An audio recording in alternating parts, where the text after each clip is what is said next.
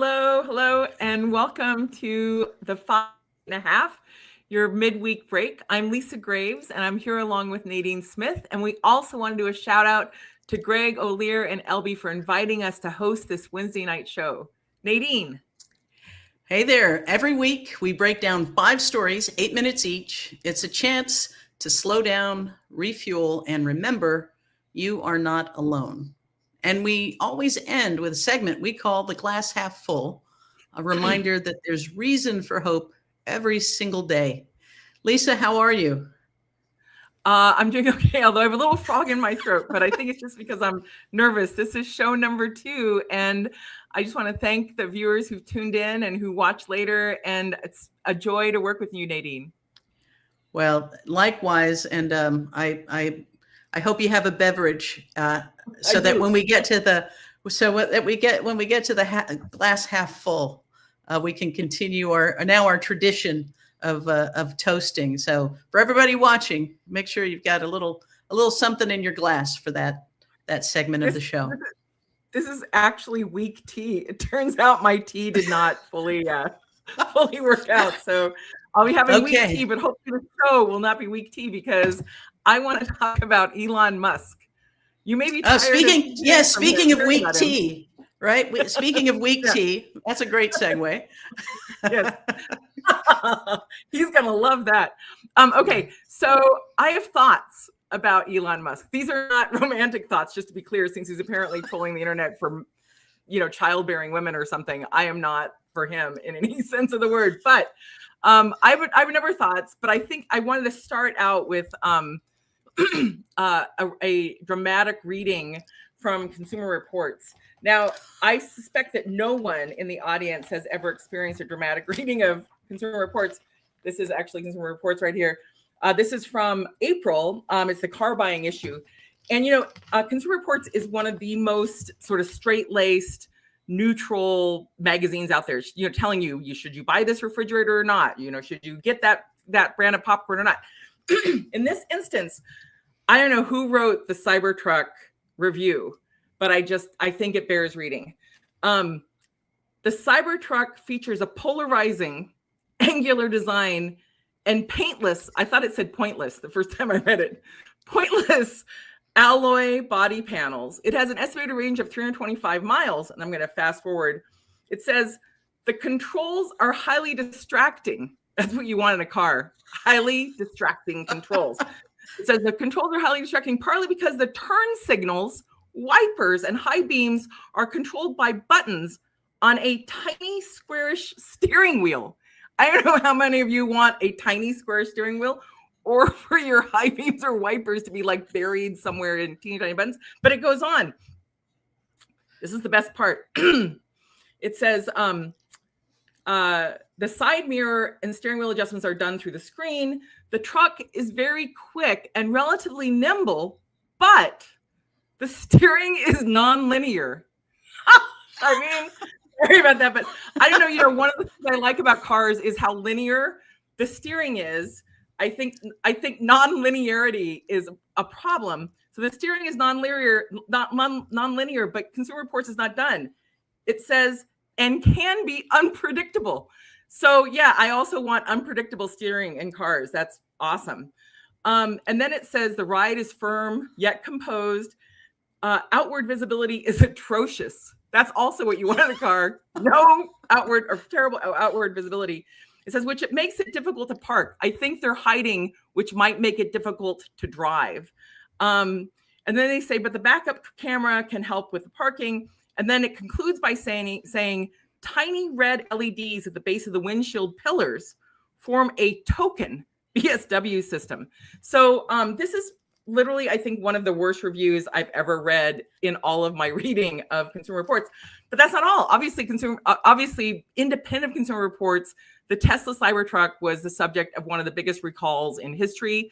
It had, a front panel, this alloy stainless steel thing that was sort of waving like a flag in the wind for some of the trucks. And just this week, there was an earnings report from Tesla, from Musk, basically talking to investors. And it turned out that they've lost like 71%. They're down 71%. Now, in his comments, he made a bunch of statements that were false, in particular, one that I'll single out about claiming that the protests against the Tesla brand and the protests at Tesla lots, that these were paid protesters, that this was paid, but they're not going to admit it, is what he said. That people are not going to admit it. In fact, he said, let me just see if I can grab the quote. He said, the protests are very organized and paid for. I'll tell you what, my dislike of the Tesla Cybertruck is absolutely free. 100%. Zero. And let's just think about Elon Musk. He has this reputation for being a genius. Actually, I have a thought about that too, which is that, wealth is in part, inherited in a substantial way in, globally and in our society. And that wealth or that cushion gives you a lot of room to take risk, more room than people who are living day to day, paycheck to paycheck, et cetera. So when you have the capacity because of your family wealth, for example, from like South African emerald mine or what have you, like you can take risks, and that risk helps you to take big gambles. And some of those big gambles pay off. Like if you were going to go into a casino and spend like, $10 on blackjack, you might make, a 1.5 back if you hit blackjack. But if you put down like $10,000, you'd make another $5,000 on top of it. Like the wealth, the wealth increases incrementally in that way.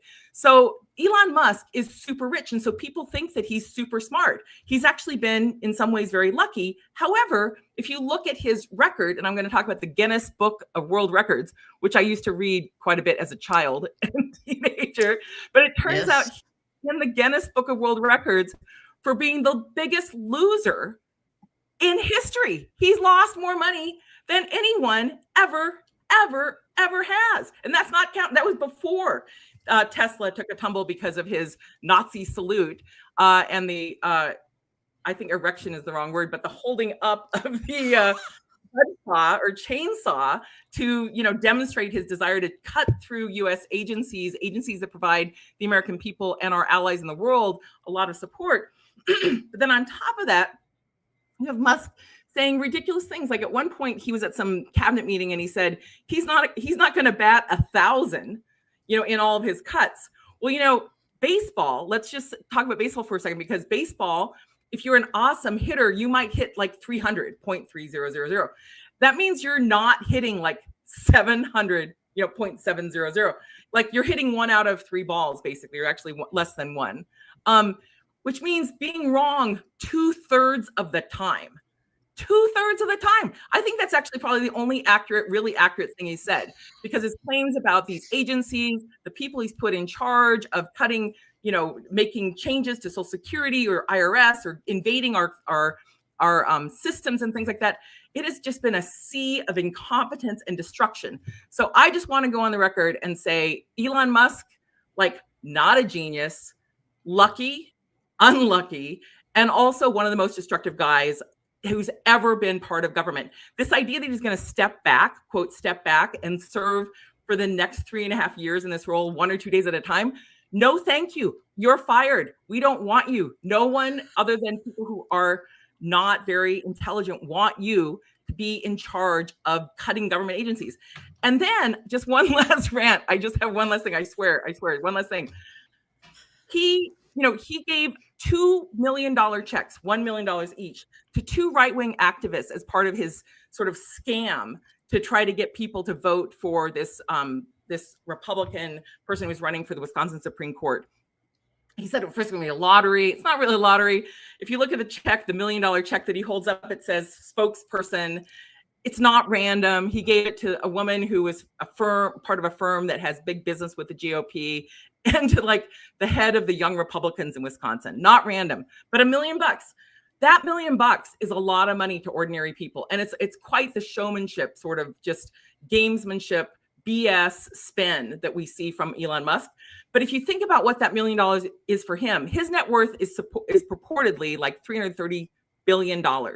So $1 million to him is 0.00003 of his wealth. That's 5 zeros and a 3. If you look at the like average or median net worth of an American, which would include like their house, that's like, let's call that $1 million. That's like the equivalent of $3.19. $3.19. If you look at that $1 million on the basis of what an average American earns in a year, let's call it like $80,000 a year on average across the country, that's like spending 25 cents a quarter. That's what that man, what was worth a quarter to him, he injected into that race in Wisconsin. He lost. The voters of Wisconsin by almost a 10-point margin rejected his candidate and rejected his interference. And so that has made me really happy to see him rejected in that way. That's the end of my rant. Okay, Nadine. Wow. That was epic. I loved it. I don't even know if there's any meat on the bone for me to gnaw on. I love that people are calling themselves pro bono Tesla protesters in the comments. Excellent. Thank you. Yes. You are. First quarter profits down 71%. The stock is down, I think, 37%. And the Elon Musk antipathy is not just in the US. The sales are down in Germany like 62%. And yet he is still out here hyping, even as steering wheels come off of his cars and, they burst into flame and all of the things. He is still out here pretending as though he is, that robo-taxis are just around the corner. And this to me is the cherry on top, because there's no honor among billionaires, apparently, because in this moment of weakness, Jeff Bezos has just entered the electric vehicle market with a $25,000 electric truck through a new company called Slate Auto that's half the price of a Cybertruck and actually functions like a truck. You can haul things. You can do things other than pretend that your windows are bulletproof. But does it have non-linear steering? That's what I really want to know. I think pointless alloy is Elon Musk's stripper name. I think that is a beautiful. That's what I'm taking away from this. But you talk about him being lucky. It is so important that people remember that his wealth comes from apartheid, from emerald mines.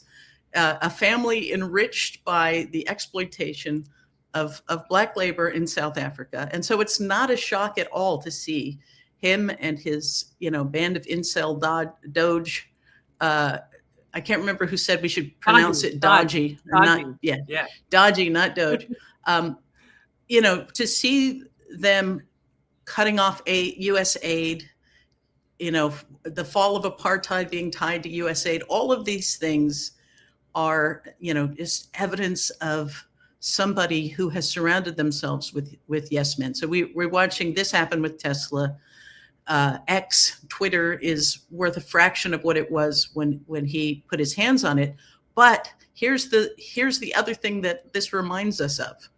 It reminds us to always follow the money, because even as Tesla is plummeting, Elon Musk is the biggest welfare queen there is. His entire fortune is propped up by subsidies and government contracts, and we have a real problem with Trump using tariffs as a shakedown. And one of the ways that other countries are trying to curry favor is by going with Starlink, and we're seeing it with the FAA, where they are canceling their contract with Verizon to give the communication contract to Starlink. And he has already shown a willingness to absolutely use his own, hey, I'll turn off Starlink if I don't like the military decisions that you're making. So this is a very precarious moment. And I wonder if a wounded Elon Musk is an even more dangerous and stupid Elon Musk. That is a good question, because I do not want that guy in charge of FAA, anything to do with the FAA. I wouldn't put him in charge of cyber bikes. He should not have that responsibility. I'm actually shocked by, how much failure he's had with SpaceX in terms of rockets blowing up over and over and over again. Like, those are our tax dollars, like, going up in flames. So, I just think it is really problematic. And the other part, and I'd love to talk about this another time, but like, when you look at his family, one of the things that happened was they fled Canada to South Africa. And that was, in part over, I guess, the draft or military service, but also like his family in Canada was the proponent of ending democracy and having a quote technocracy, which is basically what he's trying to impose on the US. And so he, I think, is a dangerous person. He's someone who has misused his power. He has, used that platform on Twitter to basically go after people who, attack him. There was a New York Times story today about how people criticized him on the right and they were demoted in terms of their stream. They claim that this may or may not be due to him. Meanwhile, he has let the platform be completely taken over by Nazistic, white supremacist, debunked claims. And so that's on brand. And that Hitler salute that he denied, or some of his followers said he was just trolling, it's totally discrediting. And I'm sure I'll talk about Elon Musk again, but I know we can't spend the whole show talking about Elon Musk. We can't, but the Nazi salute is a great segue to our next section. And I know we're supposed to put a timer on, aren't we? This is show 2. So yes, it was me. I meant to put the timer on. Okay, I'm on. We'll get the timer going. All right. So yes, from Nazi salutes to radicalization, that leads us predictably back to Florida, where there has been yet another mass shooting, this time on the campus of the Florida State University. Another campus, another body count, April 17th, 20-year-old Phoenix Eichner. He opened fire at FSU. 2 people were killed, 6 people were injured. And this is a guy who had a history of posting far-right MAGA-aligned content and used his mom's, I guess his stepmother was a police officer or sheriff's deputy. He used her service weapon. Police found more guns in his bag. This is somebody who was known on campus for posting this outrageous MAGA, right-wing, white nationalist, supremacist rhetoric. And, this is the normalization of this continues to shock and disgust me as somebody who was part of the response in the aftermath of Pulse, worked closely with the students at Parkland in the aftermath of that tragic campus slaughter. Here we are again listening to not just the hollow, phony thoughts and prayers. I mean, Trump's response, for example, was basically a shrug of his shoulders. It was, this is just the price we pay.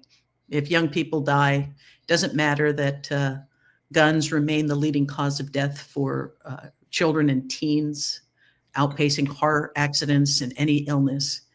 And not only has Florida not taken any action, but it has acted to repeal laws passed in the aftermath of Parkland. In Florida, concealed carry is now allowed without a permit, without training. And again, this isn't just about one shooter, but every time we have these extremists, these right-wing extremists who overwhelmingly are the instigators of this kind of slaughter, it gets dismissed as a lone wolf, a troubled, mentally ill, not the systematic radicalization of young men with easy access to weapons that serve one purpose: to kill as many people as quickly as possible.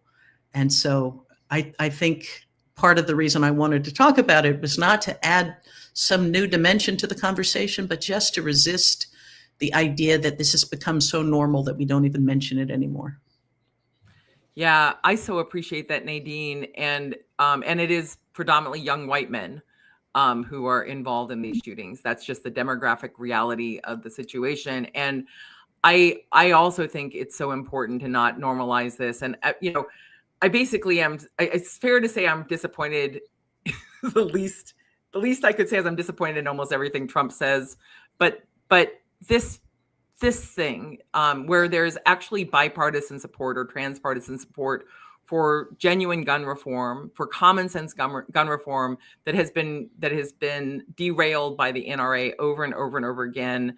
Most people in America know that we have a serious gun epidemic. They know that it's absurd to have this sort of danger in every environment: churches, shopping malls, going to the grocery store, nightclubs, schools.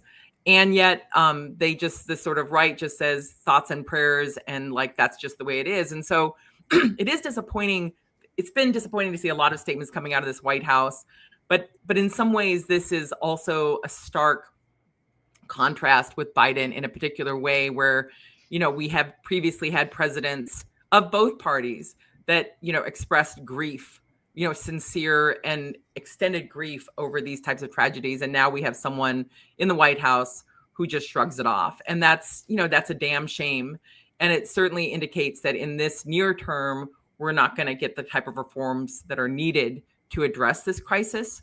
But it's important, like you said, to not just let it go like as a 2-day story and then over. And I heard, Nadine, and I know you've been so involved in politics and policy in Florida, and obviously have been so devoted to addressing these issues. But I heard in the news that some of the kids who were at FSU were from Parkland, and so it has this double effect.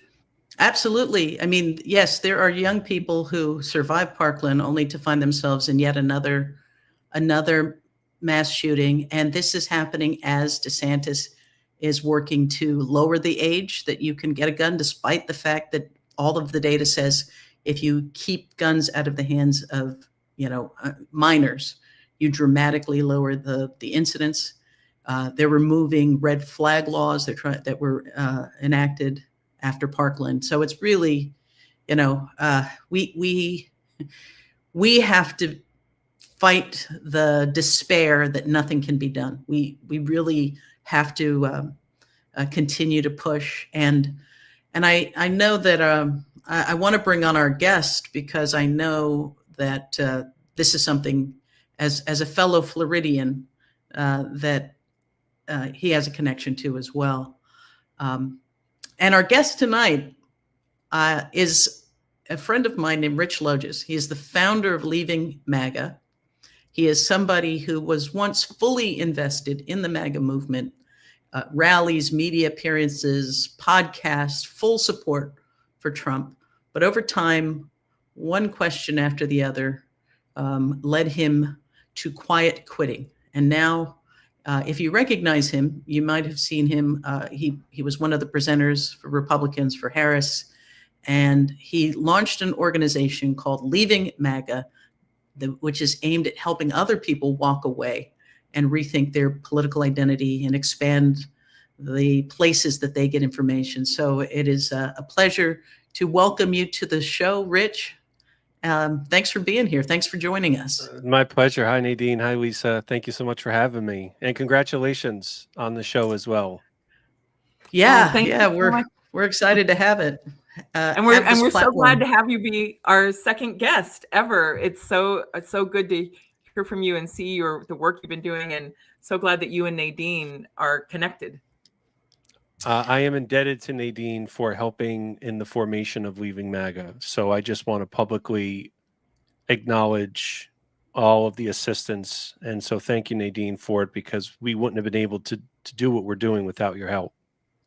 Well, I appreciate that. And why don't we start with you telling folks sort of how Leaving MAGA came to be, because I think there are going to be a lot of people here who haven't heard of the organization, but let folks know how it launched and what kind of resources you provide to people who are trying to get out or are family members and friends of people who want to figure out constructive ways to engage. So I'm going to open with a point just as a follow-up to the last segment regarding the mass shooting here. One of the lines of demarcation for me that I could not cross any longer in MAGA was the acceptance of avoidable deaths and suffering amongst the Republican Party and President Trump, as much as I hate saying President Trump. But that was one of the reasons for me, along with there are other factors as well. January 6th, the COVID mismanagement, the election lies. The final straw for me was May 24th, 2022, which was the Uvalde school shooting. And every mass shooting, when I looked back on my time in MAGA and then subsequently after Uvalde, it was always the same response. So it was right after Uvalde when I did quietly quit. But it was in August of 2022, I wrote a public mea culpa, and I said that I was sorry for any words, deeds that may have hurt others, and that I renounced my support for Trump and MAGA and our governor, Ron DeSantis, whom I also worked to get elected. And I did not think that anybody would care. And I realized that many did care. I was oblivious and naive to the fact that so many relationships had been torn asunder by this person and this movement.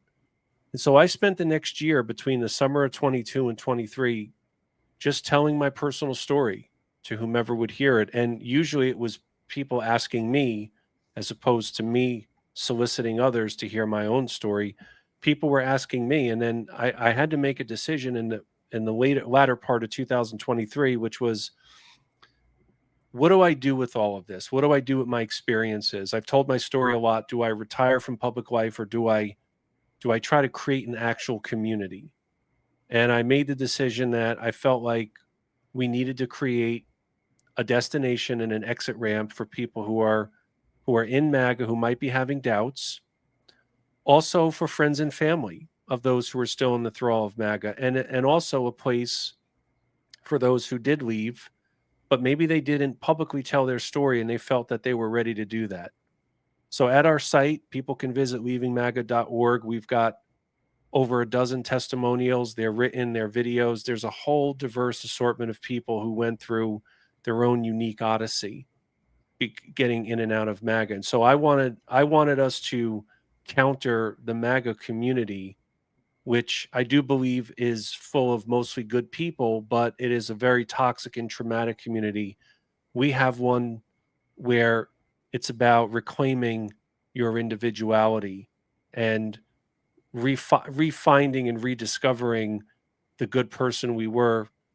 Because I still think that even though most people in MAGA deep down, they are good people, I don't defend the ignorance. I don't defend the hateful actions and rhetoric. But when I was in MAGA, I allowed myself to become this kind of person, and I dehumanized others, and I vilified those with whom I disagreed. And I needed to take responsibility for that, because in order to truly leave, one must take accountability for past actions and rhetoric. Yeah, if I would jump in, if that's all right, Nadine, I Sure. just want to say, Yeah. Rich, just deep respect for you. Deep appreciation for your courage and coming forward, and at root for your devotion to rejecting a philosophy that celebrates harming others, that celebrates things like what happened on January 6th, and denies, I think, when I think about humanity, in essence, it's like the thing that actually should unite us all is we all want our kids to be safe and our family to be safe. And we all want to thrive. We want to have harmony and want to have, peace in our society. And with few exceptions, narcissistic personality, like most people really, that's what they want. They want a chance to be happy. They want a chance to be healthy. And I just really appreciate your return, I guess, to your true self of that compassion, and your standing up to encourage other people to return to that true heart of compassion. So thank you. Well, thank you for saying that and recognizing that that's what we are trying to achieve. I think for most people in MAGA, they didn't gravitate to the community because of the hurtful rhetoric. There's a variety of reasons that I think people found themselves supporting the president and this movement because they wanted a change from the status quo. For me, I believe both parties were the same. I felt like the entire established political order needed to be obliterated. That was my entree into MAGA. But over time, there's this valid question. Well, why do people stay knowing that there is this kind of vitriolic dehumanizing rhetoric about other people? And while I don't say this as a defense, what I would ask viewers to remember is that for so many in MAGA, they are so heavily invested in this movement, in this community. And I don't mean just financially. I'm talking about in many cases spiritually and personally and politically. And the prospects of acknowledging that they were wrong, and the walking away of a community that they have developed as a second family and cultivated as equal in importance to friends and family is really frightening. And it was scary for me. As much as it was difficult to, and it was liberating, but it was painful for me to realize that so much of what I had believed was wrong.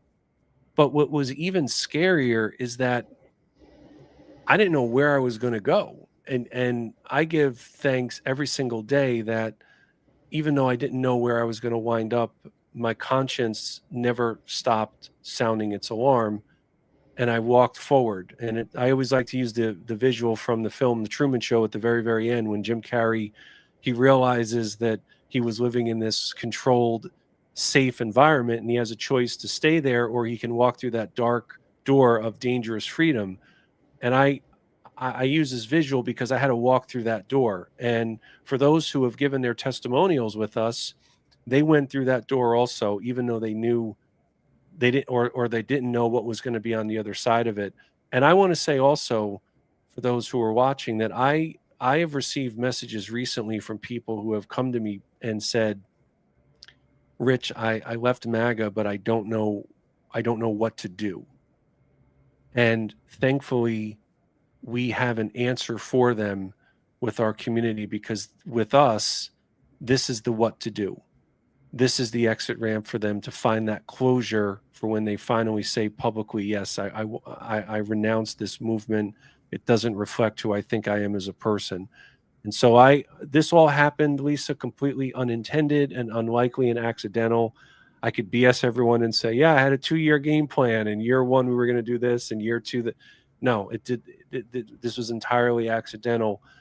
And it's not a testament to me. It's really a credit to our team and Nadine supporters such as yourself that we've been able to grow to the point we are now, where we've never been busier.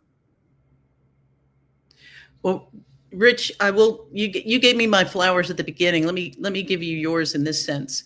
It was very helpful to me to learn, the first time Rich and I met was at Howard University after I'd given a presentation. We ended up, I think we talked on the stairwell for 45 minutes, but all of it was really eye-opening, because the cultish encasement that happens with MAGA is not unique.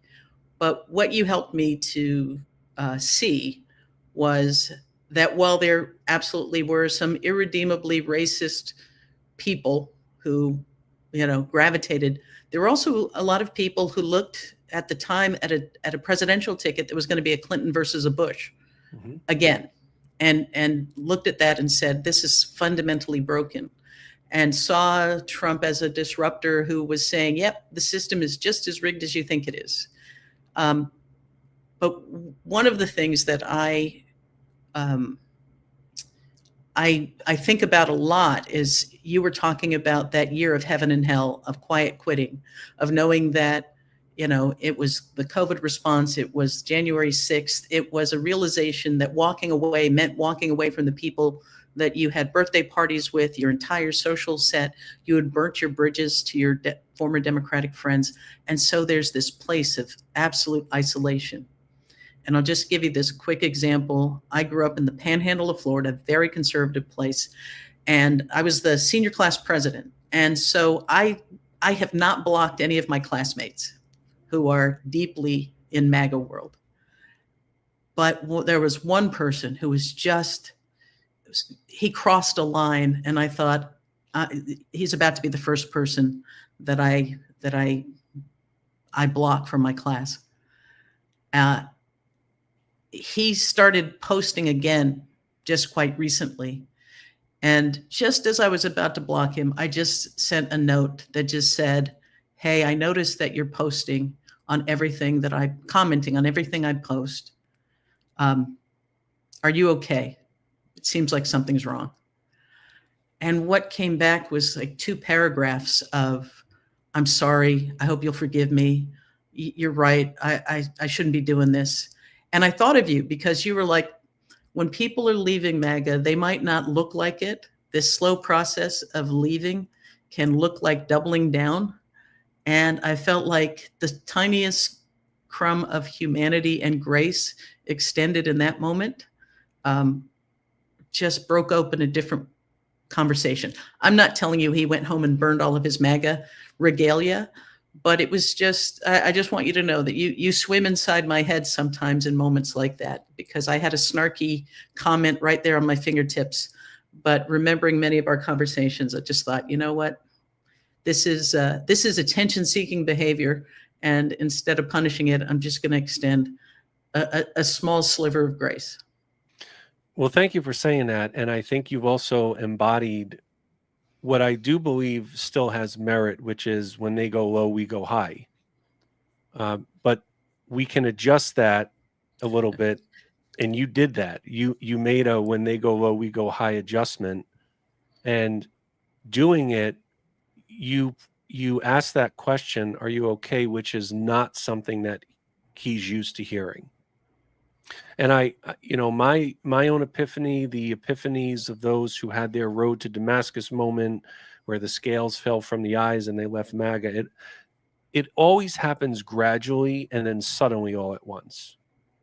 And I mean, my prognostication is that with everything happening in the country right now, you mentioned Musk, at the outset, Elon Musk broke a lot of what wasn't broken.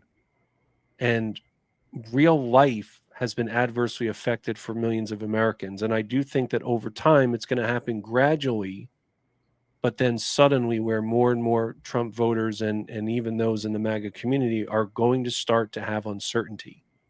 And they're going to start to question their obsequiousness to this movement and ask themselves, does it truly reflect who I am? When those doubts commence, we want to be there for them. We want to be the resource where it's okay to say that I'm having doubts, where it's okay to say I'm a little scared right now. I don't know what to do. It's not that we make it easy, but we can make it easier for someone to transition out of MAGA when they start to realize that it isn't what it is. It's not a movement that they thought that they were originally supporting, that it became something that harmed themselves and harmed others. So Elon Musk's way of doing this was fire and then aim. And I also think, just as a Musk comment also, because I had this conversation today, there is this romanticized mythology in America that if someone had business success, that it would translate into success in government. And I think people like Musk and Trump show that that is not necessarily true. And I'll say it that way because maybe there are successful business people who would be successful in government, but Musk and Trump show that it's never a guarantee. And part of the reason that they failed, and part of the reason why running America like a business will always fail, is because we are not a for-profit entity. We are a nearly $7 trillion entity, largest in the history of the world, who is equally responsible for 1/3 of a billion people. So the United States does not exist to make money. We exist to protect people, provide the entitlements, what people have paid into, focused on what you said, Lisa, about education, making sure everyone is safe and secure, making sure our rights are upheld and not abridged. This is not what someone like Musk did. He's wanted to cosplay being president, and now he had an opportunity to do that. And what was actually achieved? What was achieved was chaos and governmental anarchy. And when I was in MAGA, we like to wreak havoc. That was part, Nadine, of the disruption that you said before. And we got a disruptor. Yes, it's just unfortunately, looking back on it, we got one in Trump who's anathema and antithetical to democracy and our democratic lowercase d institutions. Yeah, I see.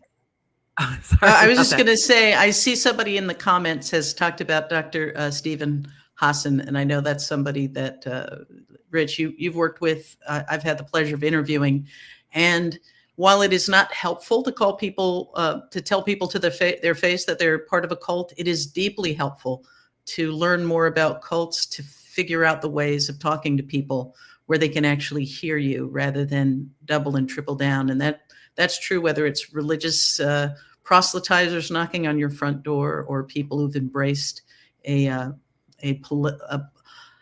political world as their theology.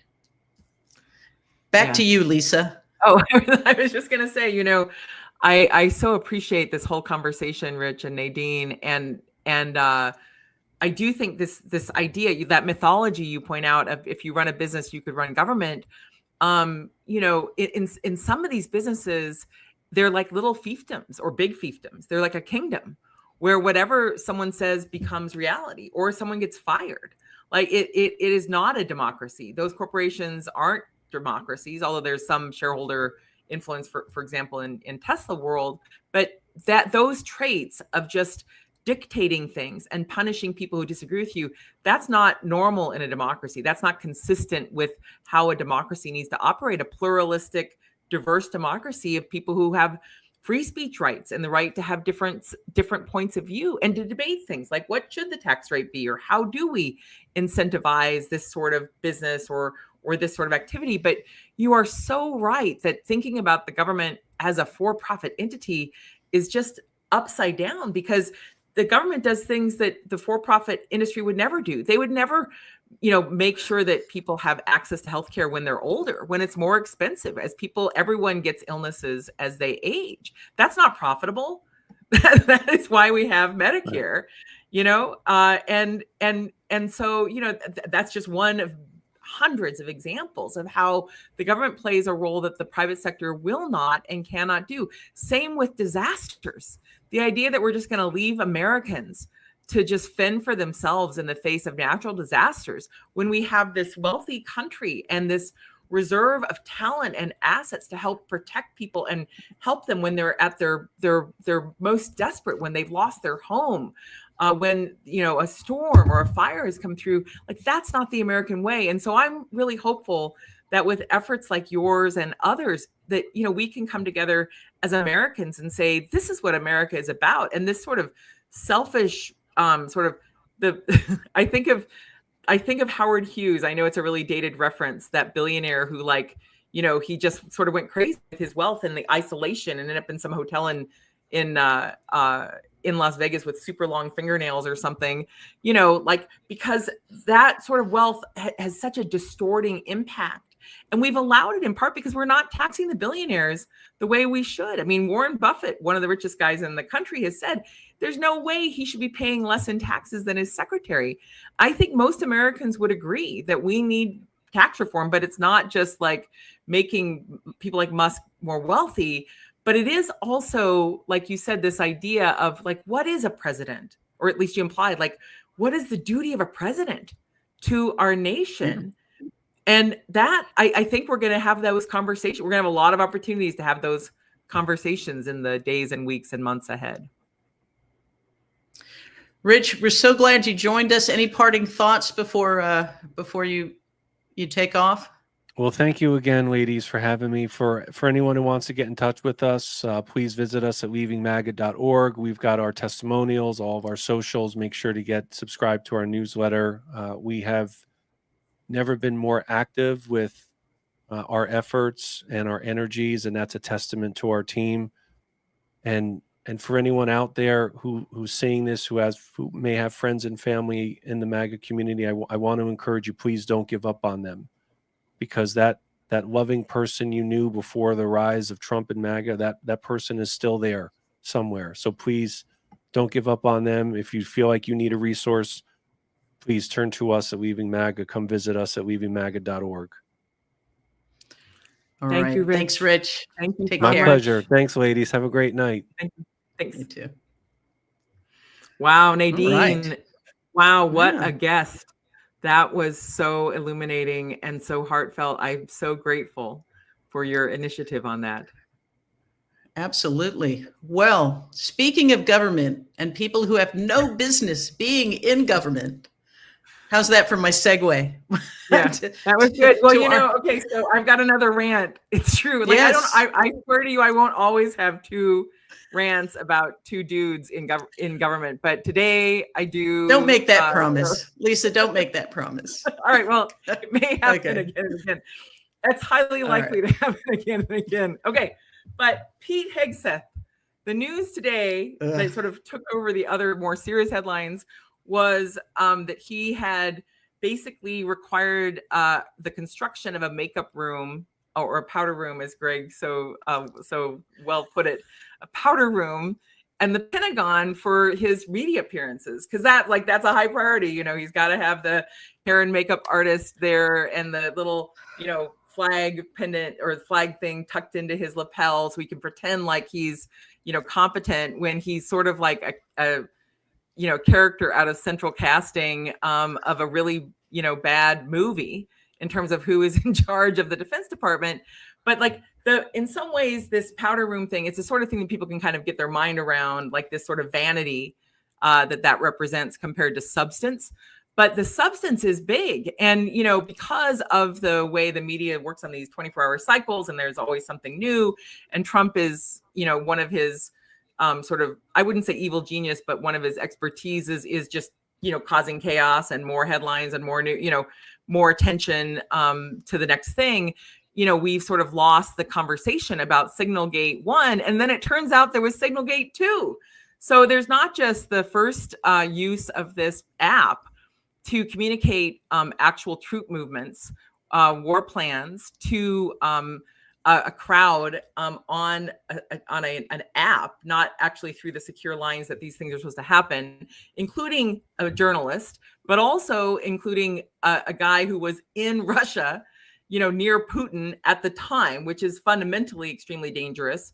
But also then there's a second signal chat where Hegseth was sharing information from a secure computer with his wife and his brother or brother-in-law and his lawyer, people who aren't cleared, who do not have letter clearance or top secret clearance for any of this stuff, but who were included because it's like he thinks, it seems like to me, I'm just going to opine here, that these, that he just gets to sort of tweet to his friends that he's a big man, and he's, doing all this war stuff and how great he is, and, somehow the tattoos are supposed to, kind of help him, with that image. But he really is someone who should not be trusted with our nation's secrets, with responsibility for protecting our nation. He is engaged in violations that other service members would either be decommissioned or would be court-martialed for. These are now, of course, the Pentagon is not headed by, by law. The Pentagon cannot be helmed by someone who is currently in the active military. It has to be a civilian appointee, and so he can't be court-martialed. But if he were in the military engaging in this behavior, he would be subject to court-martial. He could be subject to imprisonment at Leavenworth for this type of reckless disregard for our security.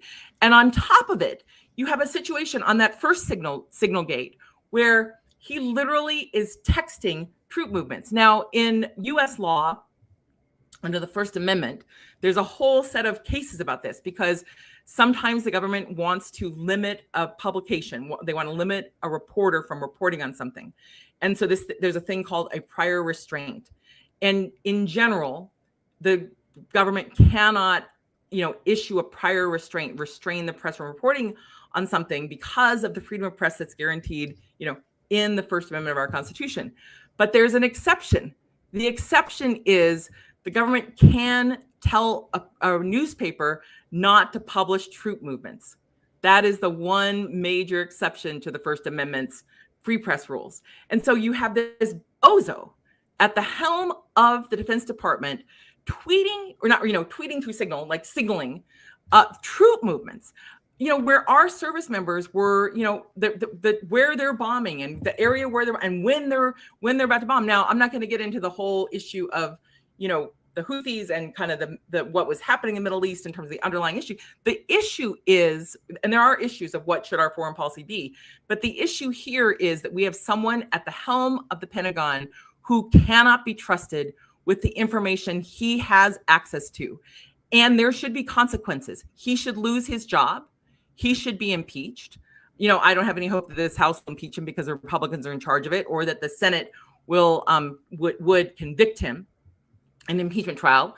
If the president, Trump, had any integrity, he would call for his resignation, demand his resignation for his capricious and reckless handling of our nation's secrets. That would absolutely happen if there were any credibility in this White House in terms of its devotion to our national security. And these senators who pushed him through, Tom Tillis in North Carolina, who is up next year. He is up for a return to the Senate. He needs to be turned back. Every veteran in that state, every citizen in that state who cares about our national security should vote Tom Tillis out of office. Out of office. Now, the rumor in Washington, D.C. was that he was ready to vote against Hegseth, but basically there was a carrot and stick. They would primary him if he did, meaning Trump and his team would primary him, and Musk would throw money in against him, or that they would give him $1 million for his campaign for re-election. That to me sounds inherently corrupt. That was the sort of rumor on the street. I don't know whether it's true or not. I'm just saying he switched. He seemed like he was ready to vote against Hegseth. He had been ready to call Pete Hegseth's former sister-in-law, who was ready to testify about how Hegseth was abusive toward his second wife and cheating on her also. He, Tillis at the last second turned tail and helped put Hegseth into office. Joni Ernst, a person who is a Republican, who was a service member, who had to deal with, a sexual assault herself. They bullied her into supporting this man for this job at the Pentagon, despite the fact that he had paid a $50,000 settlement with someone who accused him of basically roofing her and sexually assaulting her. And then you have the Koch world. There was a great and really penetrating story really deep story by Jane Mayer, where she wrote about Hegseth and his previous roles before he became a Fox commentator, where you basically audition for Trump all the time, where he was leading a group that was funded by Charles Koch's billion-dollar empire called Concerned Veterans for America. They trotted out to basically try to put Gorsuch on the Supreme Court and pretend like they're really concerned about veterans while they're trying to cut the government cut benefits for veterans and that sort of thing. They were big on pushing for VA reform. There's definitely a need for VA reform, but a lot of that was toward privatization. Anyway, when Hegseth was leading Concerned Veterans for America, he was reportedly, according to the New Yorker story, routinely drunk, routinely making, anti-Muslim, statements like kill the Muslims. He was wasting the money of Charles Koch so much that, according to the New Yorker, he basically was asked to leave that job. And now he's in charge of one of the biggest agencies basically the biggest agency in the entire federal government. And in the last 100 days, not only Signalgate 1 and Signalgate 2 and the powder room, but he also has presided over the reckless destruction of our history by ordering the deletion of anything related to DEI, which we talked about last time, like the temporary deletion of the Enola Gay, because the plane that dropped a bomb on Japan had the word gay in it, and the deletion of history, which they restored some of that to the web pages. But we have someone who has spent more time, it seems, on getting a makeup room constructed than in following the national security guidelines that protect our most important and sensitive information. He spent more time basically ordering the deletion of American history than actually following the rules that apply to the Secretary of Defense and everyone down to anyone who enlists in terms of how you handle information to secure our nation. And he has also, been involved in utter and contemptuous responses to the press, claiming that even asking him about Signalgate 2 is somehow a smear, when it's just the truth. And I'll quote a famous movie, he can't handle the truth. That's Pete Hegseth. Whew, coming in hot. I love it. I just want you to know I'm team rant, along with most of the people in the comments. I know he was interviewed on the lawn of the White House on Easter for the Easter egg roll. And people made a point of zooming in on the faces of his kids when he was talking, and because they weren't buying it either. and they could not. I will play poker with his children because they gave it all away on their faces. But it's important to put this in context. There is no better ad for the need for diversity, equity, and inclusion guidelines than the utter incompetence of Pete Hegseth. I mean, you want to talk about a legacy hire, a hire with no qualifications whatsoever, a guy with white supremacist tattoos, who did make a priority not simply of removing the history, but removing, Black generals and, removing women and non-whites from command and leadership. He is the absolute epitome of why, without diversity, equity, and inclusion guidelines, the incompetence rises to the top. But here's my question for you. There are people who are saying that this was a bridge too far. He has, they're calling him a DUI hire, not a DEI hire. They call him either Whiskey Pete or Whiskey Leaks. There's many people saying, whatever promise he made to stop drinking, this is, typical behavior of somebody who can't stop drinking, is to promise that they will. But last week we began to hear deeper rumblings that he would be gone. And despite the fact that Trump seems to have embraced him and doubled down his support, is that just the thing they do right before they cut your throat? Is that just the mob boss's kiss before they, off you in the canoe? I mean, it could be. And that was such a great Godfather reference. Thank you. Yeah, I mean, it could, Trump, there are times when Trump, has doubled down behind people who've been accused of sexual assault before. Like now we have Brett Kavanaugh on the U.S. Supreme Court, for example. And obviously he was unfazed by that in terms of Hegseth's nomination.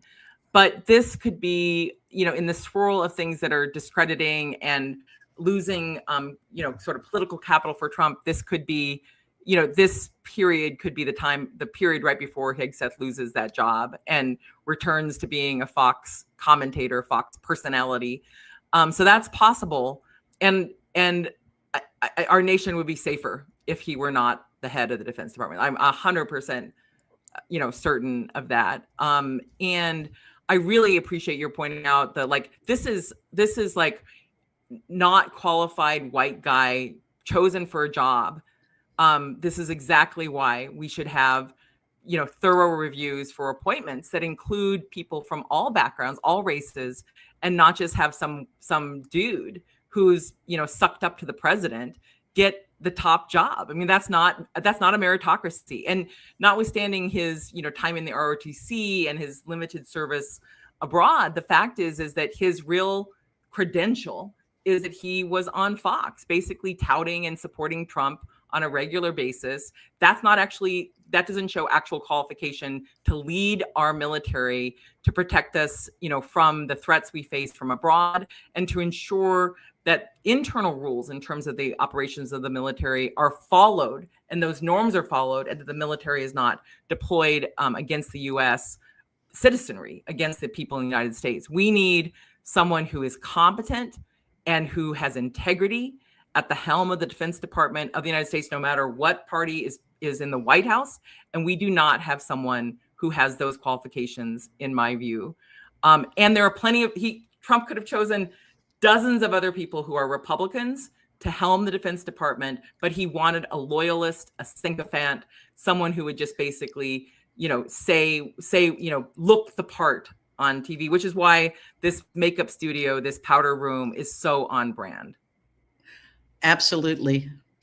Well, all right. Yeah. Now wait, we're coming in. Yes, we're coming into the home stretch, everybody. Yes. We're coming into the home stretch. Yes. And for our last segment, before we leave you with your glass half full, I guess the first thing I want to say is I don't think that J.D. Vance killed Pope Francis. I don't think that's what happened. I'm with you. So I'm with you on that. I'm not saying that. I just want to be clear. I'm not saying he killed the Pope. All right. I'm just saying that the last footage we have of the Pope had J.D. Vance in it. That's all I'm saying. I will say this. I'm not a Catholic, but of the popes of my lifetime, Pope Francis was certainly the most humane. We watched him push the Catholic Church in a much more humane direction. He spoke out for migrants. He recognized the urgency of climate change. He spoke out against nationalist politics. He called for greater humanity between the church and the LGBTQ community. He stood on indigenous land and apologized for colonialism. Again, even if imperfectly, this was the best pope of my lifetime. And the scary thing about the death of the pope isn't simply that J.D. Vance was in the room with him, but it's what it could mean.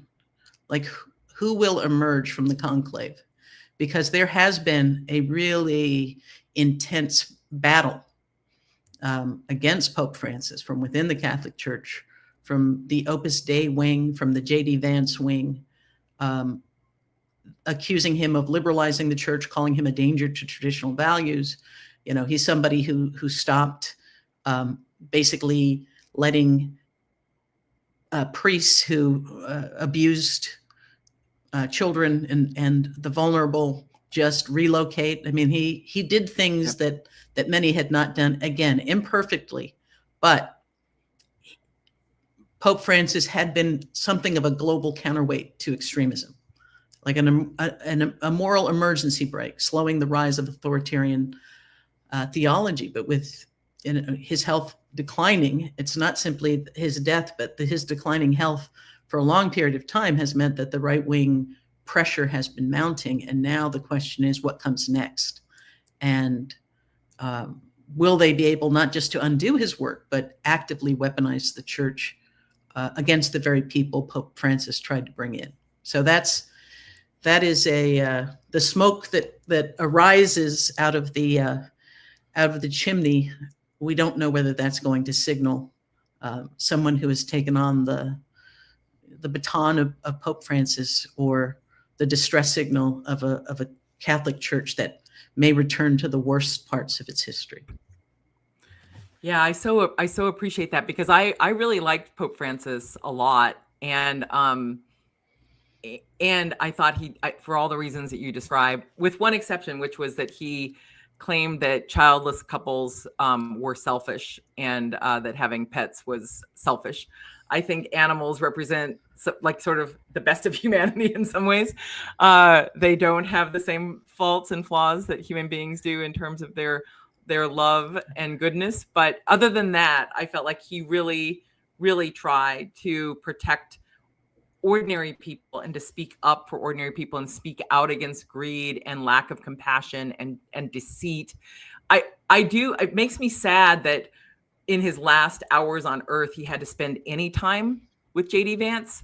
That just seems like a real bummer. Like, if you're like, how could I spend my last 24 hours? I'm 100% certain that any time, even like a millisecond with Vance, would not be on the list. Although, because he was devoted, so devoted, maybe he'd said some things to Vance that will help him or penetrate, through the just grotesque lack of compassion of someone who would defend the claims about immigrants eating cats and dogs that were total lies, and then defend the lie as necessary. Like, that's Vance.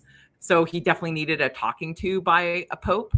But I am worried, for the reasons you say, that the Opus Dei wing, that the J.D. Vance, Kevin Roberts from Heritage Foundation, Leonard Leo, that wing, that repressive, regressive wing that wants to draw the church back to darker days, could be ascendant in this demise of this pope. And I had so hoped that he'd bounce back, that he could really, like the Energizer Bunny, just kind of make it through these next 4 years and stand as a moral voice against rising authoritarianism, against aggressive international military intervention in favor of the rights of refugees and immigrants. And unfortunately, like you said, we're going to see whether this church goes back to the Pope Benedict sort of style leader, a more repressive leader, whether it stops cleaning up the disastrous mess that it created in terms of allowing these priests to move around who had been abusers. And also, one of the things that Pope Francis did was try to address the overreach of Opus Dei and also some of the financial mismanagement that was happening through one of the related offices and other offices within the church. And we'll see if those reforms are halted by his successor. But I join you, Nadine, in expressing deep sorrow for the loss of someone who I think was genuinely a good person, a good man, and probably the best pope that we've ever, not just in our lifetime, but possibly the best pope that has ever been. Well, and with that, I think it's time to segue to our glass half full. Yes. All right. I think it's on me. Okay. So before we go, we end, as always, now with our second show with the glass half full. Nadine? And yes, right. The glass half full, because it's a reminder, especially as we handle these difficult moments, these challenging times, that we have to hold on to that cup of hope. Yes. So last week we told you about Let Freedom Ring, which was an effort spearheaded by the Center for Media and Democracy. I'm the board president there, but I don't run the organization. Arne Pearson leads that organization. He spearheaded a nationwide effort to have churches ring a bell for freedom, starting with the North Church in Boston last week to mark the beginning of the Revolutionary War that helped secure America from tyranny, from royal tyranny. And so we just have a little 45-second clip from one of those bell ringings, and it comes from Deep Red, Texas, that we wanted to share with you as we close out this segment. Should we do a toast now to the glass half full? And then we'll do the video, and then we'll do our out. So Nadine, and to all of our viewers, we have to remember the glass is half full, and we have the power to make things better. So to you all. Cheers. All right, now let's see if I can share my screen. So hold on a second here. Bear with me. All right, share screen. Okay, audio on. I ring this bell for America. For the immigrants, 250 years of them that came before. For the Native Americans who came before and are still with us. For our Constitution. For our democracy. For the rule of law. For all. For free speech. For everyone. Thanks to everyone who came before. It's now up to you and I to carry on.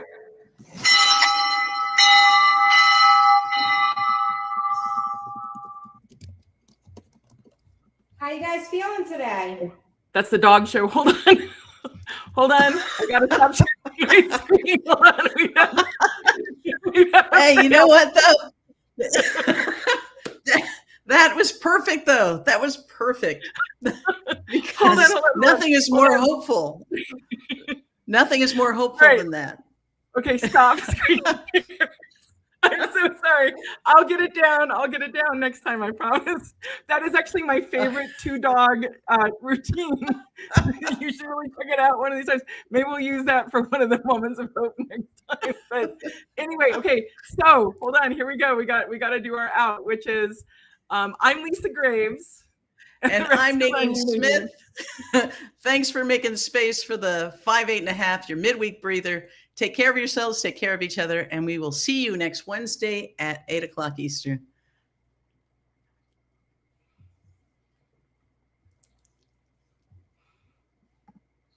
Oh, in credits.